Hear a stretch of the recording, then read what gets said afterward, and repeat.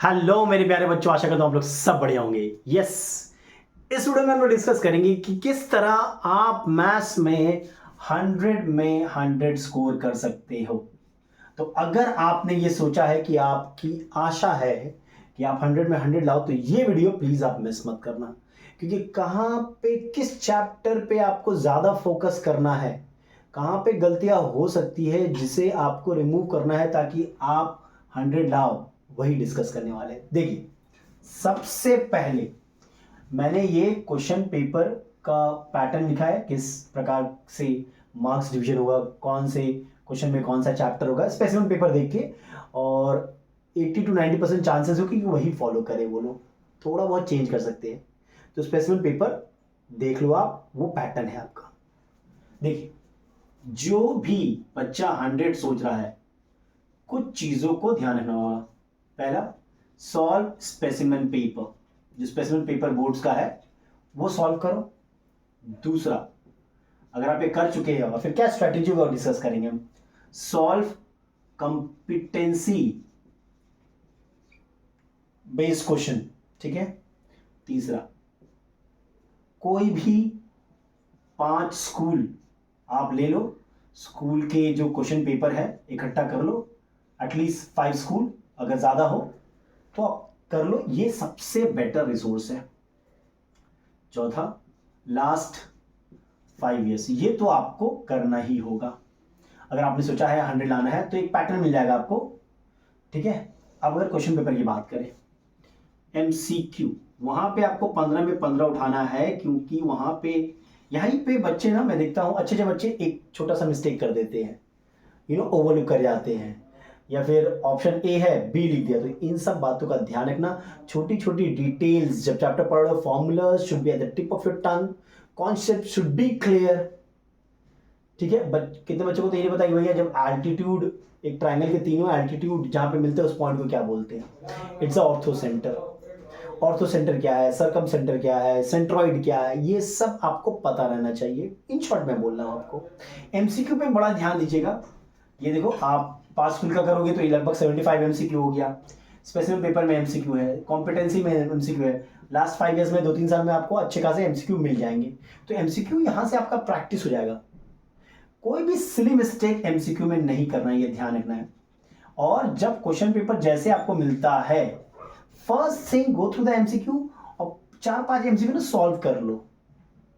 2 बार पढ़ो एमसीक्यू को, हमेशा मैंने देखा है, read the question twice, read the question twice, because जिनको 100 लाना है यहां पे गलती एकदम नहीं करना, 15 में 15 चाहिए आपको, ठीक है। अब अगर क्वेश्चन बात करें हम लोग, क्वेश्चन नंबर 2, ये क्वेश्चन नंबर 1 होता है, तो यहां पे आप ध्यान रखना कि फैक्टराइजेशन में कुछ ज्यादा टफ सम्स नहीं होगा, आप आराम से कर लोगे। कोऑर्डिनेट ज्योमेट्री में भी कॉन्सेप्ट क्लियर है आपका, तो कर लोगे। सर्कल्स, प्रैक्टिस सर्कल्स, ये कंपलसरी में आने वाला है, 3 से 4 मार्क्स रहेगा। सर्कल्स अगर आप अच्छे से प्रैक्टिस की हो तो क्वेश्चन 1 में आपको 10 में 10 मिलने के चांसेस बड़े हाई है। Come question number 3, I think APGP में उतना टफ सम नहीं देगा, रिफ्लेक्शन में भी टफ सम नहीं देगा। रिफ्लेक्शन में याद रखना, कोई अगर फिगर है तो नेम सही से करना, बोट मत लेके आ जाना। ट्रपीजियम, जो आपका अगर कोई फिगर है जिसका एक स्पेशल नेम है, मैथमेटिकल नेम, तो आप वही नेम दोगे। समझ में आ रहा है। कॉनकेव क्वाड्रिलैटरल, कितने बच्चे इसको कॉनकेव क्वाड्रिलैटरल नहीं लिखते, मार्क्स कट जाता है, ठीक है। तो वो चीज देख लेगा। मेंसुरेशन एक ऐसा चैप्टर है जहां आप मार्क्स लूज कर सकते हो। ओ, यहां तो सर्कल 4 नंबर का आएगा। मेंसुरेशन थोड़ा ध्यान से देखना, बिकॉज इस बार ना मुझे हाई चांसेस है वो कन्वर्जन वाले सम्स नहीं देगा मेंसुरेशन में, कुछ एरिया से देगा। 2-3 सरफेस, 2-3 सॉलिड को जोड़ के फिर 20 से काट दिया, फिर सरफेस एरिया निकालने बोल रहा है, वॉल्यूम निकालने बोल रहा है, इस टाइप का सम्स देगा। समझ रहे हो। कन्वर्जन वाले सम पहले दे देते हैं, अभी चांसेस बहुत कम है, दे भी सकता है but chances are very less.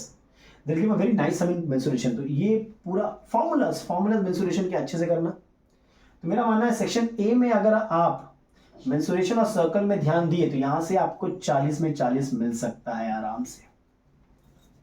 उसके बाद अगर सेक्शन बी की बात करें, ठीक है, वहां पे आपके पास 7 क्वेश्चन है, 4, 5, 6, 7, 8, 9, 10। जो मुझे सबसे इजी क्वेश्चन लगा, ठीक है, वो है आपका एक हाइट एंड डिस्टेंस हो जाए, 5-5 नंबर का रहेगा, 10 नंबर आराम से मिल जाएगा। फिर से आप बैंकिंग, अगर सर्कल आपका क्लियर है, बैंकिंग सर्कल मीन 10 नंबर यहाँ पे आराम से उठा पाओगे। देखो चॉइसेस आप अपने से कर सकते हो, बट मुझे जो इजी लग रहा है मैं वो बता रहा हूँ। Even this is easy. Question 4, अगर कोई लगा ट्रिग्नोमेट्रिक आइडेंटिटीज बहुत अच्छे से किए हुआ है तो शेयर्स एंड डिविडेंड में ज़्यादा टफ सम होता नहीं है, लीनियर इक्वेशन में ज़्यादा टफ सम होता नहीं है, आइडेंटिटीज अच्छा सम बन सकता है। लेकिन अगर बुक से आपने हर एक आइडेंटिटी सॉल्व किया है तो ट्रस्ट में उससे बाहर नहीं आएगा, चांसेस आर वेरी हाई कि वहीं से आएगा, मतलब उसी से मिलता जुलता कुछ आएगा। यहाँ 10 नंबर मिल जाएगा। एक और क्वेश्चन मैं बोलूँ आपको, लास्ट क्वेश्चन देखो, प्रॉब्लम सम है, क्वाड्रेटिक का, मैट्रिसेस है, लोकस है। अच्छा, क्वाड्रेटिक इक्वेशन में कुछ बच्चे फंस जाते हैं। ये nature of roots, AP GP, histogram, यहाँ भी आप 10 नंबर आराम से उड़ा सकते हैं। तो यहाँ पे तो आपके पास 7 ऑप्शंस रहेगा भाई।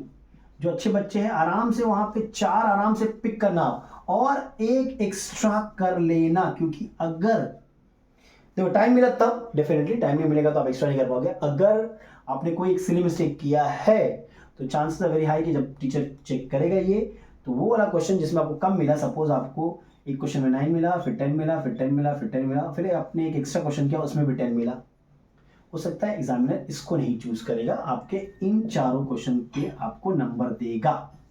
तो इफ टाइम परमिट्स, क्योंकि मैथ्स में तो वैसे ही बच्चे टेंशन में रहते हैं, कुछ चीज़ों का ध्यान रखना है। एक सम अगर नहीं बन रहा है ना, ठीक है, तो ऐसा नहीं कि उसको बनाया जा रहा है, लीव सम स्पेस। हो सकता है उस समय आप कंफ्यूज हो, थोड़ा देर बाद आओ।